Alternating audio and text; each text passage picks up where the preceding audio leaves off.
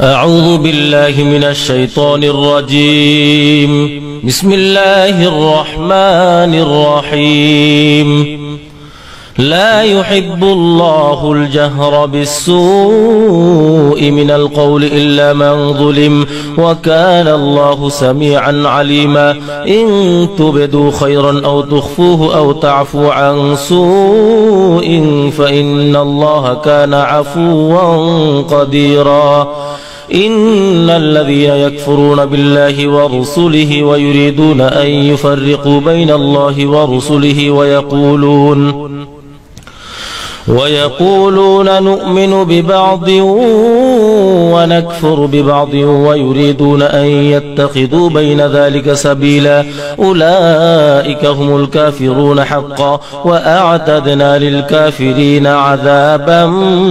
مهينا. والذين آمنوا بالله ورسله ولم يفرقوا بين أحد منهم أولئك سوف يؤتيهم أجورهم وكان الله غفورا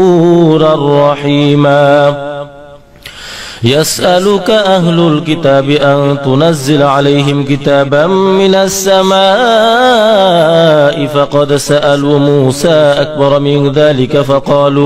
فقالوا أرنا الله جهرة فأخذتهم الصاعقة بظلمهم ثم اتخذوا العجل من بعد ما جاءتهم البينات فعفونا عن ذلك وآتينا موسى سلطانا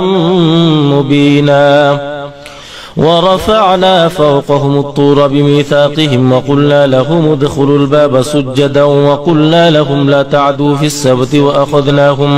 وأخذنا منهم ميثاقا غليظا. فبما نقضهم ميثاقهم وكفرهم بآيات الله وقتلهم الأنبياء بغير حق وقولهم قلوبنا غلف بل طبع الله عليها بكفرهم فلا يؤمنون إلا قليلا. وبكفرهم وقولهم على مريم بهتانا عظيما وقولهم إنا قتلنا المسيح عيسى ابن مريم رسول الله وما قتلوه وما صلبوه ولكن شبه لهم وإن الذين اختلفوا فيه لفي شك منه ما لهم به من علم إلا اتباع الظن وما قتلوه يقينا بل رفعه الله إليه وكان الله عزيزا حكيما. وإن من أهل الكتاب إلا ليؤمنن به قبل موته ويوم القيامة يكون عليهم شهيدا. فبظلم من الذين هادوا حرمنا عليهم طيبات أحلت لهم وبصدهم عن سبيل الله كثيرا وأخذهم الربا وقد نهوا عنه وأكلهم أموال الناس بالباطل وأعتدنا للكافرين منهم عذابا أليما. لكن الراسخون في العلم منهم والمؤمنون يؤمنون بما أنزل إليك وما أنزل من قبلك والمقيمين الصلاة والمؤتون الزكاة والمؤمنون بالله واليوم الآخر أولئك سنؤتيهم أجرا عظيما. إنا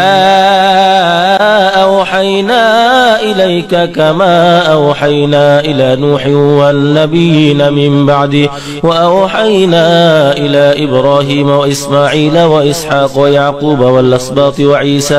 وعيسى وأيوب ويونس وهارون وسليمان وآتينا داود زبورا ورسلا قد قصصناهم عليك من قبل ورسلا لم نقصصهم عليك وكلم الله موسى تكليما. رسلا مبشرين ومنذرين لئلا يكون للناس على الله حجة بعد الرسل وكان الله عزيزا حكيما. لكن الله يشهد بما أنزل إليك أنزله بعلمه والملائكة يشهدون وكفى بالله شهيدا إن الذين كفروا وصدوا عن سبيل الله قد ضلوا ضلالا بعيدا إن الذين كفروا وظلموا لم يكن الله ليغفر لهم ولا ليهديهم طريقا إلا طريق جهنم خالدين فيها أبدا وكان ذلك على الله يسيرا يا أيها الناس قد جاءكم الرسول بالحق من ربكم فآمنوا خيرا لكم وإن تكفروا فإن لله ما في السماوات والأرض وكان الله عليما حكيما يا أهل الكتاب لا تغلوا في دينكم ولا تقولوا على الله إلا الحق إنما المسيح عيسى بن مريم رسول الله وكلمته ألقاها إلى مريم روح منه فآمنوا بالله ورسله ولا تقولوا ثلاثة انتهوا خيرا لكم إنما الله إله واحد سبحانه أن يكون له ولد له ما في السماوات وما في الأرض وكفى بالله وكيلا لن يستنكف المسيح أن يكون عبدا لله ولا الملائكة المقربون ومن يستنكف عن عبادته ويستكبر فسيحشرهم إليه جميعا فأما الذين آمنوا وعملوا الصالحات فيوفيهم أجورهم ويزيدهم من فضله وأما الذين استنكفوا واستكبروا فيعذبهم عذابا أليما ولا يجدون لهم من دون الله وليا ولا نصيرا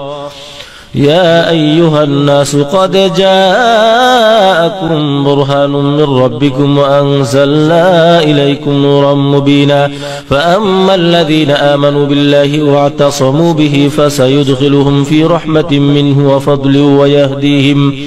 ويهديهم إليه صراطا مستقيما يستفتونك قل الله يفتيكم في الكلالة إن امرؤ هلك ليس له ولد وله أخت فلها نصف ما ترك وهو يرثها إن لم يكن لها ولد فإن كانت اثنتين فلهما الثلثان مما ترك وإن كانوا إخوة رجالا ونساء فللذكر مثل حظ الأنثيين يبين الله لكم أن تضلوا والله بكل شيء عليم بسم الله الرحمن الرحيم يا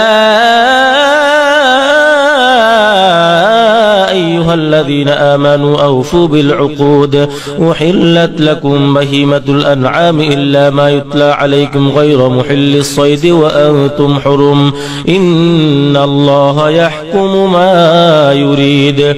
يا أيها الذين آمنوا لا تحلوا شعائر الله ولا الشهر الحرام ولا الهدي ولا القلائد ولا آمين البيت الحرام يبتغون فضلا من ربهم ورضوانا وإذا حللتم فاصطادوا ولا يجرمنكم شنآن قوم أن صدوكم عن المسجد الحرام أن تعتدوا وتعاونوا على البر والتقوى ولا تعاونوا على الإثم والعدوان واتقوا الله إن الله شديد العقاب حرمت عليكم الميتة والدم ولحم الخنزير وما أهل لغير الله به والمنخنقة والموقوذة والمتردية والنطيحة وما أكل السبع إلا ما ذكيتم وما ذبح على النصب وأن تستقسموا بالأزلام ذلكم فسق اليوم يئس الذين كفروا من دينكم فلا تخشوهم واخشون اليوم أكملت لكم دينكم وأتممت عليكم نعمتي ورضيت لكم الإسلام دينا فمن اضطر غير باغ ولا عاد فلا إثم عليه فمن اضطر في مخمصة غير متجانف لإثم فإن الله غفور رحيم يسألونك ماذا أحل لهم قل أحل لكم الطيبات وما علمتم من الجوارح مكلبين تعلمونهن مما علمكم الله فكلوا مما أمسكن عليكم واذكروا اسم الله عليه واتقوا الله إن الله سريع الحساب اليوم أحل لكم الطيبات وطعام الذين أوتوا الكتاب حل لكم وطعامكم حل لهم والمحصنات من المؤمنات والمحصنات من الذين أوتوا الكتاب من قبلكم إذا آتيتموهن أجورهن محصنين غير مسافحين ولا متخذي أخدان ومن يكفر بالإيمان فقد حبط عمله وهو في الآخرة من الخاسرين يا أيها الذين آمنوا إذا قمتم إلى الصلاة فاغسلوا وجوهكم وأيديكم إلى المرافق وامسحوا برؤوسكم وأرجلكم إلى الكعبين وإن كنتم جنبا فاطهروا وإن كنتم مرضى أو على سفر أو جاء أحد منكم من الغائط أو لامستم النساء فلم تجدوا ماء فتيمموا صعيدا فامسحوا بوجوهكم وأيديكم من ما يريد الله ليجعل عليكم من حرج ولكن يريد ليطهركم وليتم نعمته عليكم ولعلكم تشكرون واذكروا نعمة الله عليكم وميثاقه الذي واثقكم به إذ قلتم سمعنا وأطعنا واتقوا الله إن الله عليم بذات الصدور يا أيها الذين آمنوا كونوا قوامين لله شهداء بالقسط ولا يجرمنكم شنآن قوم على ألا تعدلوا اعدلوا هو أقرب للتقوى واتقوا الله إن الله خبير بما تعملون وعد الله الذين آمنوا وعملوا الصالحات لهم مغفرة وأجر عظيم والذين كفروا وكذبوا بآياتنا أولئك أصحاب الجحيم يا أيها الذين آمنوا اذكروا نعمة الله عليكم إذ هم قوم أن يبسطوا إليكم أيديهم فكف أيديهم عنكم واتقوا الله وعلى الله فليتوكل المؤمنون ولقد أخذ الله ميثاق بني إسرائيل وبعثنا منهم 12 نقيبا وقال الله إني معكم لئن أقمتم الصلاة وآتيتم الزكاة وآمنتم برسلي وعزرتموهم وأقرضتم الله قرضا حسنا لأكفرن عنكم سيئاتكم ولأدخلنكم جنات تجري من تحتها الأنهار فمن كفر بعد ذلك منكم فقد ضل سواء السبيل فبما نقضهم ميثاقهم لعناهم وجعلنا قلوبهم قاسية يحرفون الكلم عن مواضعه ونسوا حظا مما ذكروا به ولا تزال تطلع على خائنة منهم إلا قليلا منهم فاعف عنهم واصفح إن الله يحب المحسنين ومن الذين قالوا إنا نصارى أخذنا ميثاقهم فنسوا حظا مما ذكروا به فأغرينا بينهم العداوة والبغضاء إلى يوم القيامة وسوف ينبئهم الله بما كانوا يصنعون. يا أهل الكتاب قد جاءكم رسولنا يبين لكم كثيرا مما كنتم تخفون من الكتاب ويعفو عن كثير. قد جاءكم من الله نور وكتاب مبين يهدي به الله من اتبع رضوانه سبل السلام ويخرجهم من الظلمات إلى النور بإذن ربهم يهدي به الله من اتبع رضوانه سبل السلام ويخرجهم من الظلمات إلى النور بإذنه ويهديهم إلى صراط مستقيم. لقد كفر الذين قالوا إن الله هو المسيح ابن مريم قل فمن يملك من الله شيئا إن أراد أن يهلك المسيح ابن مريم وأمه ومن في الأرض جميعا ولله ملك السماوات والأرض وما بينهما يخلق ما يشاء والله على كل شيء قدير. وقالت اليهود والنصارى نحن أبناء الله وأحباؤه قل فلم يعذبكم بذنوبكم بل أنتم بشر ممن خلق يغفر لمن يشاء ويعذب من يشاء ولله ملك السماوات والأرض وما بينهما وإليه المصير. يا أهل الكتاب قد جاءكم رسولنا يبين لكم على فترة من الرسل أن تقولوا ما جاءنا من بشير ولا نذير فقد جاءكم بشير ونذير والله على كل شيء قدير. وإذ قال موسى لقومه يا قوم اذكروا نعمة الله عليكم إذ جعل فيكم أنبياء وجعلكم ملوكا وآتاكم ما لم يؤت أحدا من العالمين. يا قوم ادخلوا الأرض المقدسة التي كتب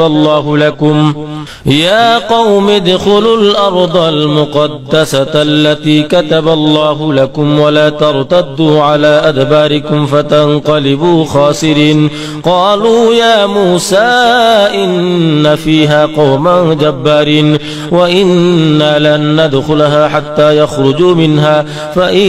يخرجوا منها فإنا داخلون. قال رجلان من الذين يخافون أنعم الله عليهم ادخلوا عليهم الباب فإذا دخلتموه فإنكم غالبون وعلى الله فتوكلوا إن كنتم مؤمنين. قالوا يا موسى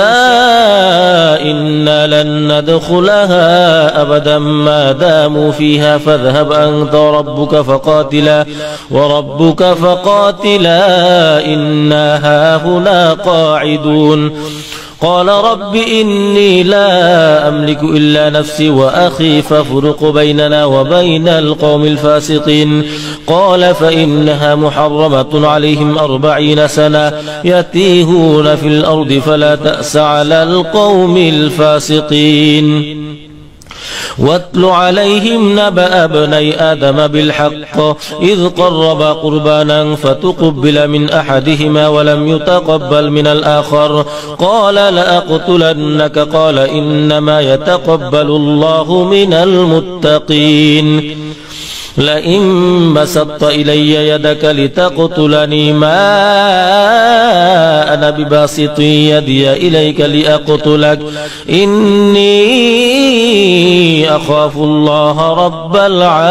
العالمين. إني أريد أن تبوء بإثمي وإثمك فتكون من أصحاب النار وذلك جزاء الظالمين. فطوعت له نفسه قتل أخيه فقتله فأصبح من الخاسرين. فبعث الله غرابا يبحث في الأرض ليريه كيف يواري سوءة أخيه قال يا ويلتى أعجزت أن أكون مثل هذا الغراب فأواري سوءة أخي فأصبح من النادمين. من أجل ذلك كتبنا على بني إسرائيل أنه من قتل نفسا بغير نفس أو فساد في الأرض فكأنما قتل الناس جميعا ومن أحياها فكأنما أحيا الناس جميعا. ولقد أنزلنا إليك آيات بينات ومن أحياها فكأنما أحيا الناس جميعا. ولقد جاءتهم رسلنا بالبينات ثم إن كثيرا منهم بعد ذلك في الأرض لمسرفون. إنما جزاء الذين يحاربون الله ورسوله ويسعون في الأرض فسادا أن يقتلوا أو يصلبوا أو تقطع أيديهم وأرجلهم من خلاف أو ينفوا من الأرض ذلك لهم خزي في الدنيا ولهم في الآخرة عذاب عظيم.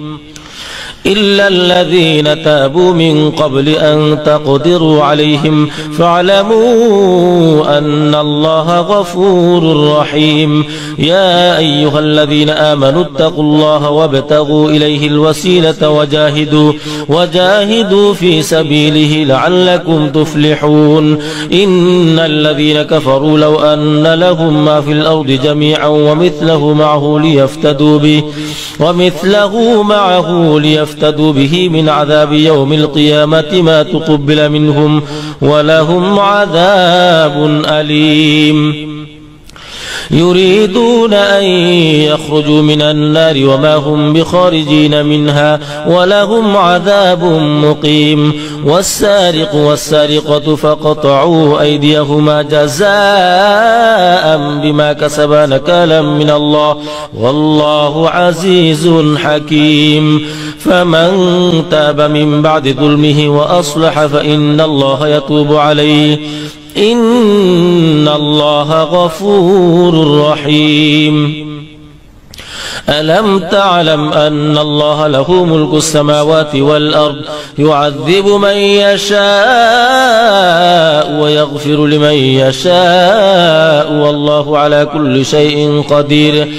يا أيها الرسول لا يحزنك الذين يسارعون في الكفر من الذين قالوا آمنا بأفواههم ولم تؤمن قلوبهم ومن الذين هادوا سماعون للكذب سماعون لقوم آخرين لم يأتوك يحرفون الكلم من بعد مواضعه يقولون إن أوتيتم هذا فخذوه وإن لم تؤتوه فاحذروه ومن يرد الله فتنته فلن تملك له من الله شيئا. أولئك الذين لم يرد الله أن يطهر قلوبهم لهم في الدنيا خزي ولهم في الآخرة عذاب عظيم. سماعون للكذب أكالون للسحت فإن جاءوك فاحكم بينهم أو أعرض عنهم وإن تعرض عنهم فلن يضروك شيئا وإن حكمت فاحكم بينهم بالقسط إن الله يحب المقسطين. وكيف يحكمونك وعندهم التوراة فيها حكم الله ثم يتولون من بعد ذلك وما أولئك بالمؤمنين. إنا أنزلنا التوراة فيها هدى ونور يحكم بها النبيون الذين أسلموا للذين هادوا والربانيون والأحبار بما استحفظوا من كتاب الله وكانوا عليه شهداء فلا تخشوا الناس واخشوني ولا تشتروا بآياتي ثمنا قليلا ومن لم يحكم بما أنزل الله فأولئك هم الكافرون وكتبنا عليهم فيها أن النفس بالنفس والعين بالعين والأنف بالأنف والأذن بالأذن والسن بالسن والجروح قصاص فمن تصدق به فهو كفارة له ومن لم يحكم بما أنزل الله فأولئك هم الظالمون وقفينا على آثارهم بعيسى بن مريم مصدقا لما بين يديه من التوراة وآتيناه الإنجيل فيه هدى ونور ومصدقا لما بين يديه من التوراة وهدى وموعظة للمتقين وليحكم أهل الإنجيل بما أنزل الله فيه ومن لم يحكم بما أنزل الله فأولئك هم الفاسقون وأنزلنا إليك الكتاب بالحق مصدقا لما بين يديه من الكتاب ومهيمنا عليه فاحكم بينهم بما أنزل الله ولا تتبع أهواءهم عما جاءك من الحق لكل جعلنا منكم شرعة ومنهاجا ولو شاء الله لجعلكم أمة واحدة ولكن ليبلوكم فيما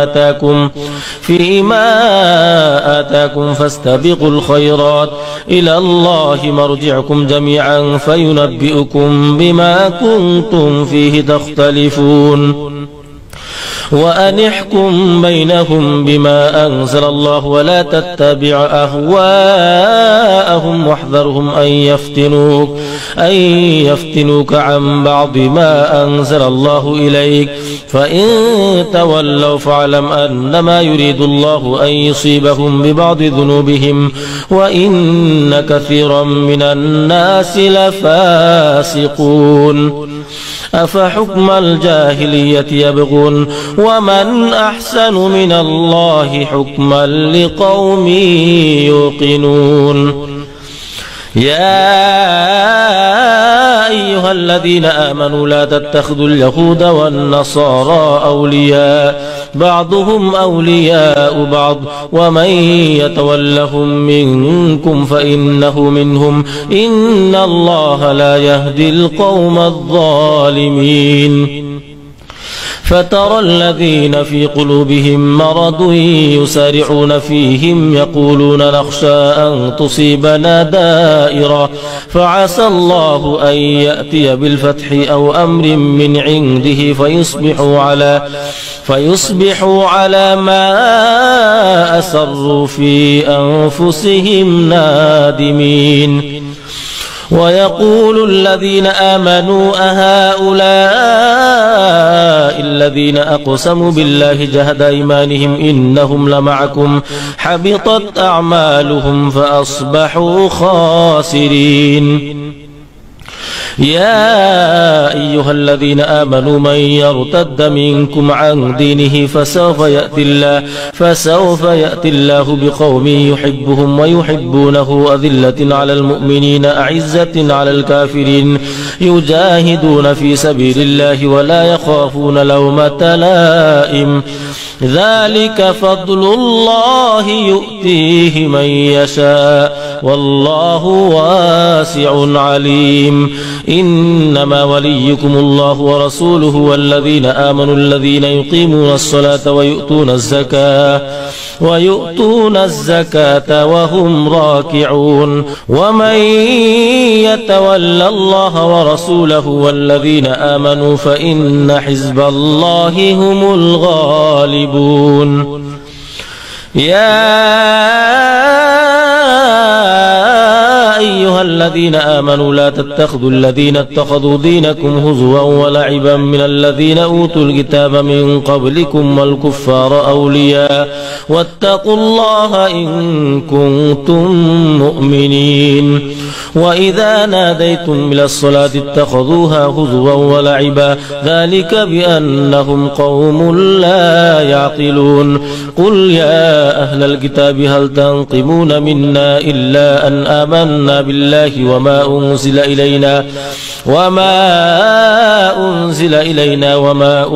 من قبل وأن أكثركم فاسقون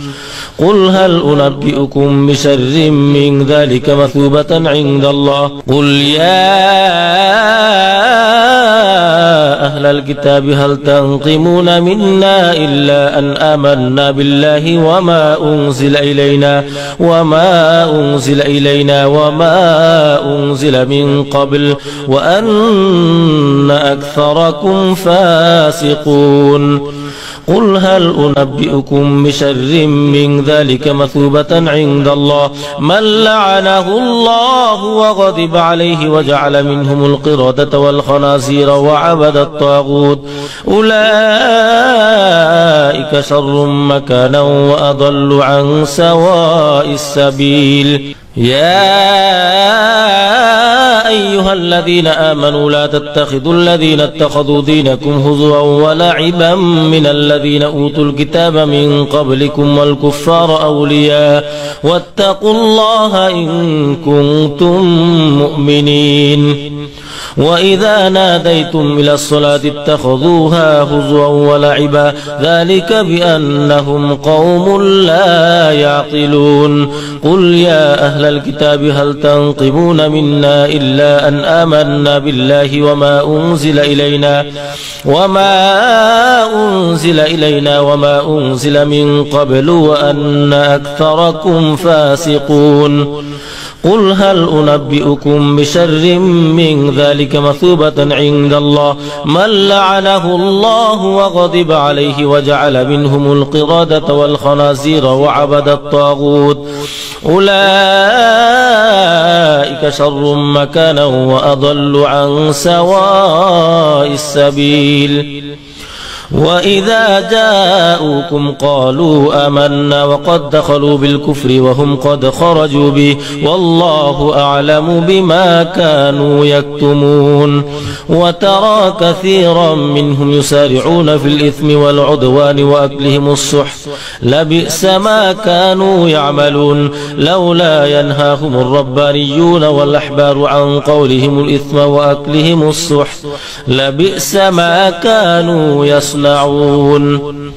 وقالت اليهود يد الله مغلولة غلت أيديهم ولعنوا بما قالوا بل يداه مبسوطتان ينفق كيف يشاء ولا يزيدن كثيرا منهم ما أنزل إليك من ربك طغيانا وكفرا وألقينا بينهم العداوة والبغضاء إلى يوم القيامة كلما أوقدوا نارا للحرب أطفأها الله ويسعون في الأرض فسادا والله لا يحب المفسدين ولو أن أهل الكتاب آمنوا واتقوا لكفرنا عنهم سيئاتهم ولأدخلناهم جنات النعيم ولو أنهم أقاموا التوراة والإنجيل وما أنزل إليهم من ربهم لأكلوا من فوقهم ومن تحت أرجلهم منهم أمة مقتصدة وكثير منهم ساء ما يعملون يا أيها الرسول بلغ ما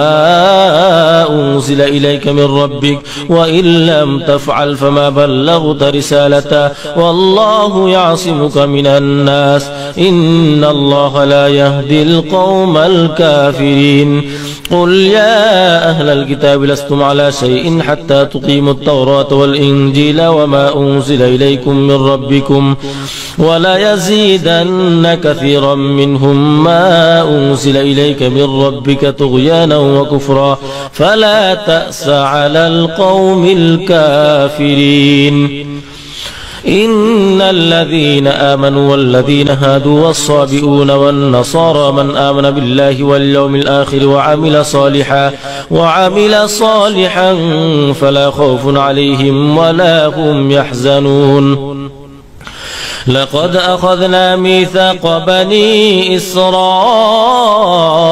وأرسلنا إليهم رسلا كلما جاءهم رسول بما لا تهوى أنفسهم فريقا كذبوا وفريقا يقتلون وحسبوا ألا تكون فتنة فعموا وصموا ثم تاب الله عليهم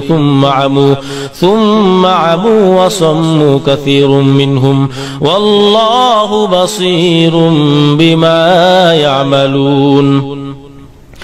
لقد كفر الذين قالوا إن الله هو المسيح ابن مريم وقال المسيح يا بني إسرائيل اعبدوا الله ربي وربكم إنه من يشرك بالله فقد حرم الله عليه الجنة ومأواه النار وما للظالمين من أنصار لقد كفر الذين قالوا إن الله ثالث ثلاثة وما من إله إلا إله واحد وإن لم ينتهوا عما يقولون ليمسن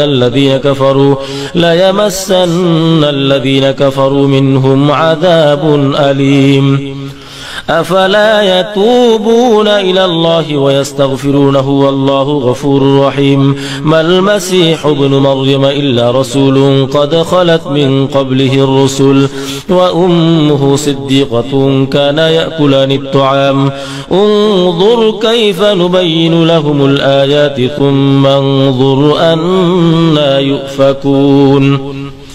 قل أتعبدون من دون الله ما لا يملك لكم ضرا ولا نفعا والله هو السميع العليم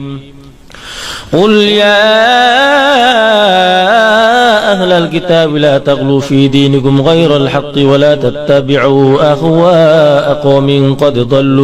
قد ضلوا من قبل وأضلوا كثيرا وضلوا عن سواء السبيل لعن الذين كفروا من بني إسرائيل على لسان داود وعيسى بن مريم ذلك بما عصوا وكانوا يعتدون كانوا لا يتناهون عن منكر فعلوه لبئس ما كانوا يفعلون ترى كثيرا منهم يتولون الذين كفروا لبئس ما قدمت لهم أنفسهم أن سخط الله عليهم وفي العذاب هم خالدون ولو كانوا يؤمنون بالله والنبي وما أنزل إليه ما اتخذوهم أولياء ولكن كثيرا منهم فاسقون لتجدن أشد الناس عداوة للذين آمنوا اليهود والذين أشركوا ولتجدن أقربهم مودة للذين آمنوا الذين قالوا إنا نصارى ذلك بأن منهم قسيسين ورهبانا وأنهم لا يستكبرون صدق الله العظيم.